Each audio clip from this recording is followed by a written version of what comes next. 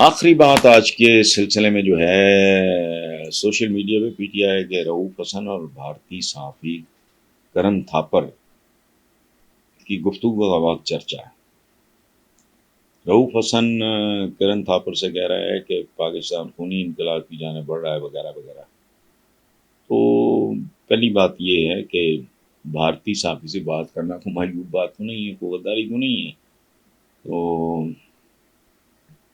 ابھی اس نے بھارت کے دورے پہ گئے سابق وزیر خارجہ بلاول بھٹو کا انٹرویو تھاپر نے کیا ہے۔ ایک سینئر سوبر جرنلسٹ ہیں، بات کی ہے اور وہ کرتی ہوگی، چونکہ رؤوف حسن جو ہے میں اس کو جانتا ہوں 80s سے۔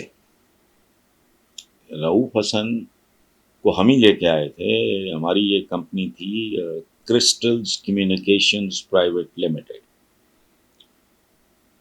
اس کے ہم دو مالکان تھے، ایک سنتوش کمار صاحب اور درپن صاحب، اور ایس سلمان مرحوم، ان کے سب سے چھوٹے بھائی منصور عباس، میرے بہت پیارے دوست ہیں، اللہ ان کو صحت اور زندگی دی، بہت ہی پیارے۔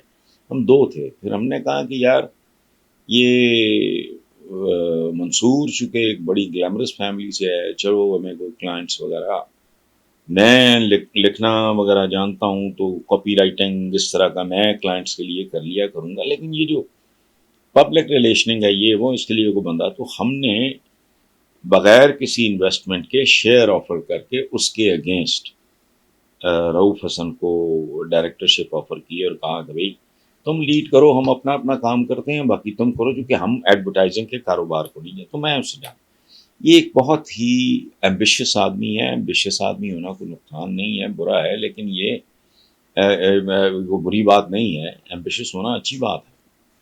تو بہت زیادہ بہت زیادہ ایمبیشس آدمی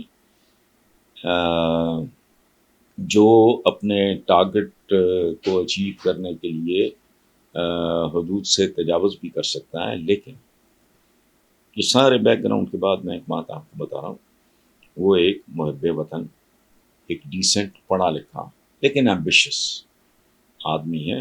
اس میں سے کسی بات کو بے سروپا بات نکالنا جس کا کوئی تعلق نہ ہو تو نامناسب ہوگا۔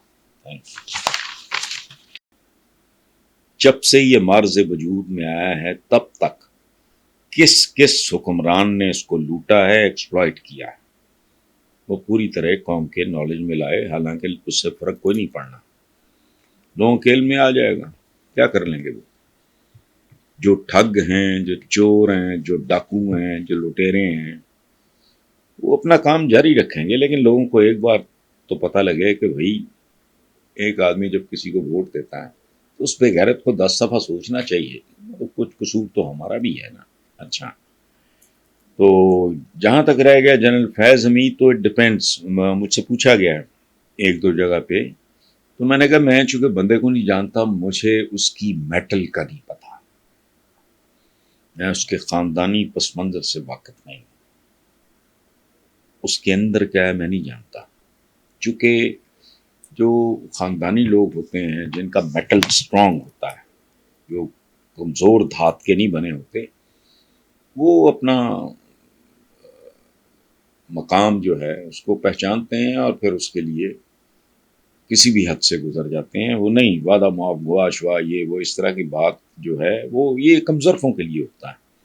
ذوالفقار علی بھٹو کی پھانسی میں دیکھیں کیسی کمال کی بات ہے، بھٹو جن پہ بہت زیادہ بھروسہ کرتا تھا وہ سارے مردود بھٹو کے خلاف وعدہ معاف گواہ بنے، اور ایک بات طے ہے زندگی، وعدہ معاف گواہ خدا کی پناہ کم ظرف ہوتا ہے، نیچ ہوتا ہے، دیکھنے میں آدمی لگتا ہے، وہ انسان نہیں ہوتا۔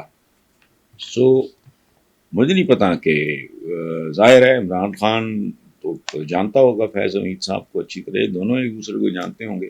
اگر اس خدشے کا اظہار کیا ہے عمران نے تو میں اس لیے کوئی اس پہ کامنٹ نہیں کر سکتا کہ میں اس آدمی کو بالکل، فیض حمید صاحب کو میں نہیں جانتا، نہ کبھی ملا ہوں، مجھے نہیں پتا کیا مزاج ہے، کیا اٹھان ہے، کیسا خاندان ہے، اس کی تربیت کیا ہے، ورنہ لوگ جان سے گزر جاتے ہیں۔ رشتے بنانا آسان ہوتا ہے، نبھانا ذرا مشکل ہوتا ہے۔ بہرحال تو عمران خان نے مزید یہ کہا ہے کہ مقدمہ ملٹری کورٹ میں چلانے کے لیے فیض حمید کی گرفتاری کا ڈرامہ رچایا گیا. انہیں معلوم ہے کہ مجھ پہ بنائے گئے جعلی مقدمات عدالتیں اڑا دیں گی، اس لیے بھی یہ مقدمات ملٹری کورٹس میں جو ابھی تو اٹ از ٹو ارلی اس طرح کی بات کرنا. تو اگر فیض حمید کی گرفتاری ایک ڈرامہ ہے اور بیچ میں ہے کچھ نہیں تو ایکسپوز ہو جائے گا، ننگا ہو جائے گا بالکل. اس لیے میرا خیال ہے کہ یہ ذرا ارلی بات کی ہے. جبکہ دوسری طرف عارف الوی نے، سابق صدر، وہ بیچارہ ماڑکو سا شریف سا آدمی ہے اور اچھا بیک گراؤنڈ ہے، پڑھا لکھا ہے، ڈینٹسٹ ہے، ایک زمانے میں ہمارا بڑا اچھا تعلق رہا ہے. تو عارف الوی نے کہا ہے کہ لوگ مجھ پہ آرٹیکل 6 لگانا چاہیں تو کوشش کر لیں اور اپنی خوشی بھی پوری کر لیں. میرا ذاتی خیال یہ ہے کہ اس سے گھٹیا حرکت کوئی سوچ نہیں سکتا. ڈاکٹر عارف الوی بیچارہ مطلب ناہیوں میں نشیوں میں، لیکن آرٹیکل 6 اور ڈاکٹر عارف الوی جیسے آدمی تھے، اور اس ایک ایسا آدمی جس کا فیملی بیک گراؤنڈ بھی نون ہے، جس کے بڑوں نے پاکستان کے لیے بہت کچھ کیا ہے، اس کے بارے میں یہ بات میرا خیال ہے کہ اس نے کہا ہے میں زندہ بھی اسی ملک میں ہوں، پاکستان میں ہی رہوں گا. آرٹیکل 6 کیا ہے؟ لیکن اس طرح کی بات کر کے آرٹیکل 6 لگانے والے ان کو تاریخ میں امبیرسمنٹ ہوگی. لیکن ہماری ٹریڈیشن ہے، پاکستان کی تاریخ بھری پڑی ہے، کسی کو یاد نہیں رہتا. جب اقتدار ہوتا ہے، اختیار ہوتا ہے، یہ اللہ معاف کرے زمینی خدا بنتے ہیں، اس کے بعد ان کو کوئی پوچھتا بھی نہیں ہے، ان کا نام لینے والا کوئی نہیں ہوتا، ان کی شکلیں، ان کے نام یاد نہیں رہتے. لیکن بہرحال ایک بات جو عارف الوی نے کی ہے وہ پازیٹیو ہے، اچھی ہے، اور اس پہ کان دھرنے چاہیے کہ عمران خان کہیں گے تو میں اسٹیبلشمنٹ اور پارٹی کے درمیان ثالثی کا یہ ہوتا ہے، اور یہ کوئی بری بات نہیں ہے، اچھی بات ہے. گھروں میں اختلاف ہو جاتے ہیں، بڑے سنگین اختلافات ہو جاتے ہیں، تو